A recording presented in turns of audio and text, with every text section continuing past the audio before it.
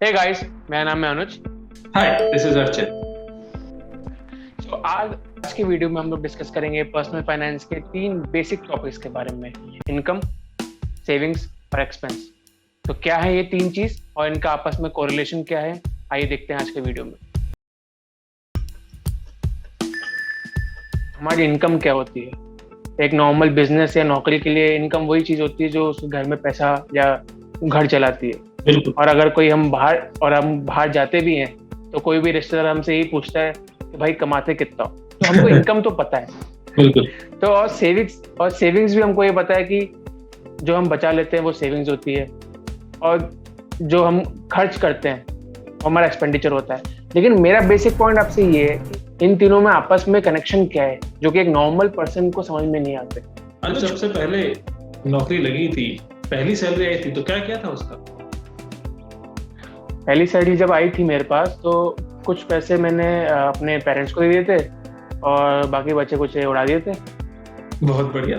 अब मैं थोड़ा सा डिफरेंट था। मेरे पास जो पहली सैलरी आई थी उसमें से मैंने सारे उड़ा दिए थे। फिर दूसरी आई, फिर तीसरी आई और चौथी आई, और ऐसे ही चलते चलते पैसे आते थे और अपन बड़े आराम से उनको खर्च कर देते थे। ये कैपेबिलिटी हम सब में काफी ज्यादा होती है, स्पेशली तब जब अपन कॉलेज से निकलते हैं। ये तो मजाक की बात है। अगर आप सीरियसली देखें, कोई भी इंसान पैसा कमाता है तो मोटा मोटा उसको तीन सेक्शंस में आप डिवाइड कर सकते हो। एक सेक्शन हुआ ऑपरेशन एक्सपेंसेस, यानी कि घर के नॉर्मल खर्चे और अपना उड़ाना। ठीक है। दूसरा हुआ होता है कि शॉर्ट टर्म और लॉन्ग टर्म गोल। अब गोल को आप फाइनेंशियल गोल से मैच कर लो। अब आप ध्यान दें तो जैसा आपने बोला और मैंने बोला, हम करते क्या है, हम अमूमन अपना घर का खर्चा, अपना घूमना फिरना, ये सब शुरू करते हैं और इसी में हमारी ट्रांजैक्शन लाइफ निकल जाती है। गलत तो नहीं बोल रहा हूँ, ऐसे ही होता होगा, है ना? एकदम करेक्ट, 100%। परफेक्ट। और उसके बाद मेरे साथ होता था, आप अपना बताओ, होता है कि नहीं होता? 25 तारीख आती थी और उसके बाद लगता था वो अगले 5 दिन कैसे कटेंगे, क्योंकि बैंक में तो कुछ है, क्योंकि वो सब मेरे तो 20 तारीख में कट जाते हैं। आप और भी एफिशिएंट आदमी है, बहुत बढ़िया। तो, अगर आप देखो तो नॉर्मली मेरा जो आउटकम रहता था वो ये रहता था, इनकम हमेशा या तो एक्सपेंडिचर के बराबर या कम, थैंक्स टू क्रेडिट कार्ड। अब इक्वेशन क्या बनती है? हमने इक्वेशन क्या बनाई? हमने इक्वेशन बनाई, यहाँ इनकम है, बिल्कुल है, यहाँ से एक्सपेंडिचर है। हम एक्चुअली देखें तो सेविंग क्या जीरो अंडा है। सेम थिंग, मतलब जब मेरी पहली जॉब लगी थी तो जो भी इनकम मेरे पास आती थी वो तो सारा खर्चे में निकल जाती थी। कि आज सैटरडे संडे हम लोग डाइन आउट कर लेते हैं, या सैटरडे संडे मूवी देख लेते हैं, या तो फिर कहीं बॉलिंग करने चले जाते हैं। कि we were in the new job and हमको कुछ आइडिया ही नहीं था कि सेविंग्स होती क्या है। कभी कभी हमको उधार भी मांगने पड़ जाते थे चाय के लिए। तो ये चलता रहता था अंटिल बुक पढ़ी, and the book name was the richest man in Babylon. George S Klaasen की बुक है, and this book was first publish in 1926।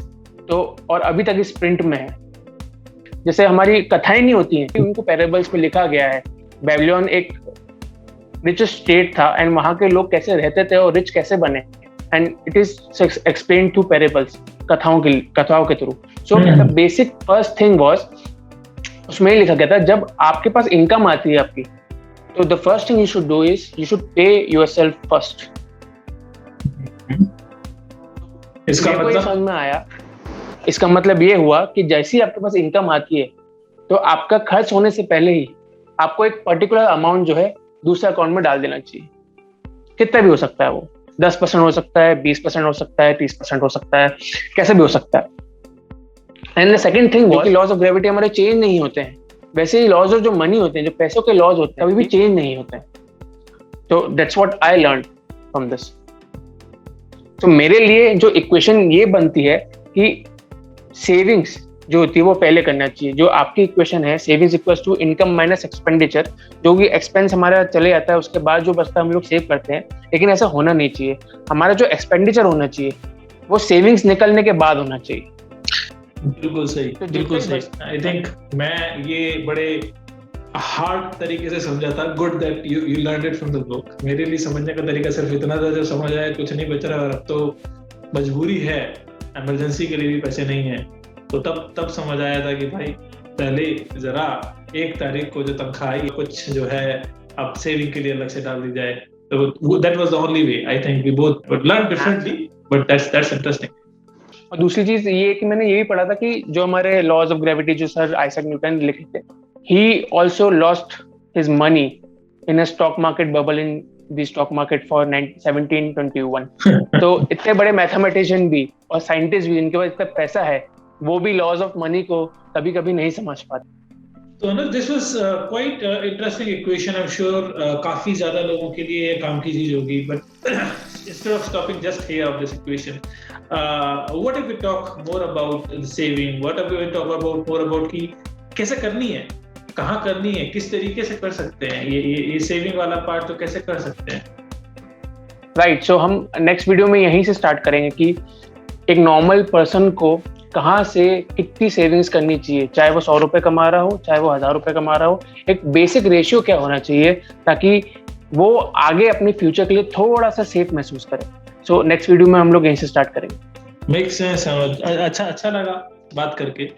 I hope हमारे इस वीडियो से people will be able to understand the very basic of income, saving and expenditure, and finally the right equation is in front of you on the screen. अगर आपको हमारा video पसंद आया हो तो प्लीज सब्सक्राइब कीजिए, like कीजिए, and please press the bell icon for the new video. Thank you.